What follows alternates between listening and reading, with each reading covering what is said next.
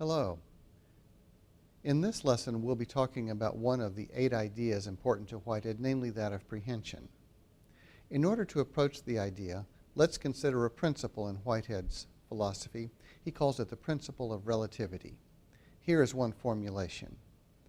The principle of universal relativity directly traverses Aristotle's dictum, a substance is not present in a subject.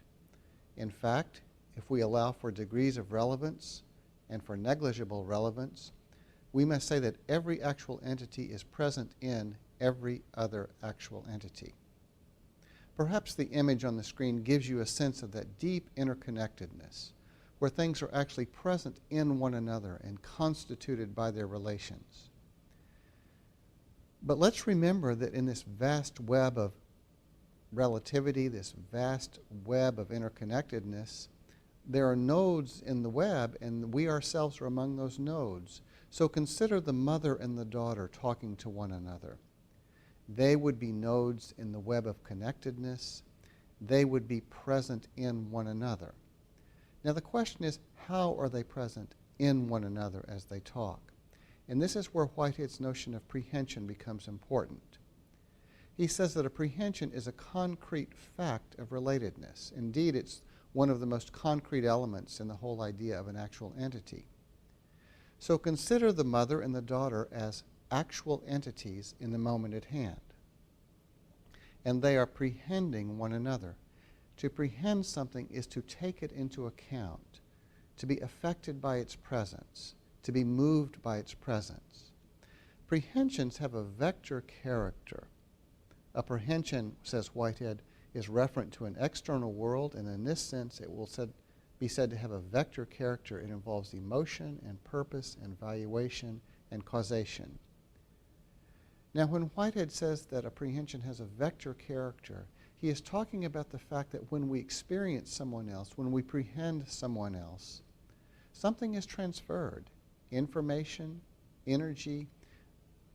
We are moved by the own essence, you might say, of the other reality. There's a transference of information or energy. But the act of prehending something else also involves emotion on our part. We typically value up or down what we experience. I like that. I don't like that. I appreciate what my mother is saying. I worry about what my mother is saying. All acts of prehension have what Whitehead calls subjective forms.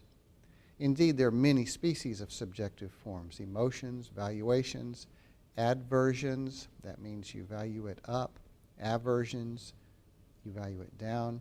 Even consciousness is a kind of subjective form. These subjective forms are very, very important in Whitehead's thought. When you hear the word form, you may think of something objective, something that you can see with your eyes, something that has a spatial character. It's out there.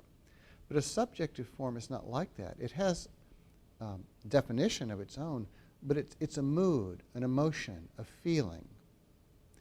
And for Whitehead, these feelings are part of what make us who we are. They are how we become in the moment at hand. Whitehead speaks of this as the principle of process. He says that how an actual entity becomes constitutes what that actual entity is. Its being is constituted by its becoming. This is the principle of process.